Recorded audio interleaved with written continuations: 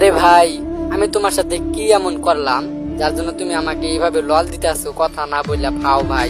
কিরে, হিপহপ কোনোদিন দেখছোস নাকি? দেখছোস হিপহপ? দেখ দেখ, তোরে লল দেবো না কি করবো? তোর যে ফকির নিচু তা শার্ট, ওটা শার্ট কোনো হলে ড্রেস আপ, আমার ড্রেস আপ দেখ দেখ, হিপহপ দেখ, কোনোদিন দেখছিলি? আরে ভাই, তোমার হিপহপ আছে, ভালো কালেকশন আছে, তো কি হয়েছে? তাই বলে আমাকে এইভাবে লল দিতে হবো? আমাদের কাছে কালেকশন তো কি হয়েছে, আমরা না হয় একটু বড়দের যারা সম্মান করে, আসলে ভাই ওরা প্রকৃত পুরো প্লেয়ার, বুঝছো? তোর পুরো প্লেয়ার। বর্তমান গেম হইলো গিয়েছে যে যার কাছে ভালো ড্রেস আপ, যার কাছে ভালো কালেকশন, তার ওইখানে মানুষ। আর তুই শালার বট একটা, তোদের মতো বটেদের গেমে দাম আছে এখন? আরে ভাই, এই কথাগুলো শুনলে ভাই খুব খারাপ লাগে।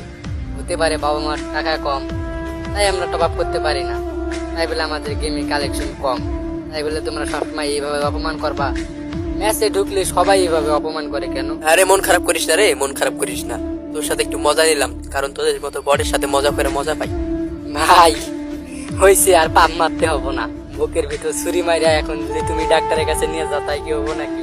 থাক ভাই, আমরা বড়দের জায়গায় থাকি। আওয়াইছিলাম সোশ্যালে একটু ঘুরতে, ঘোরাটাই আর হইলো না। ভাই যদি ভুল করে থাকি মাফ করে দিও ভাই। আমরা জানি তাদের কাছে ভালো কালেকশন আছে, তারা এরকম করবোই, তাই বলে আমাদের মন খারাপ করে লাভ আছে? আমাদের শক্ত হয়ে থাকতে হবে।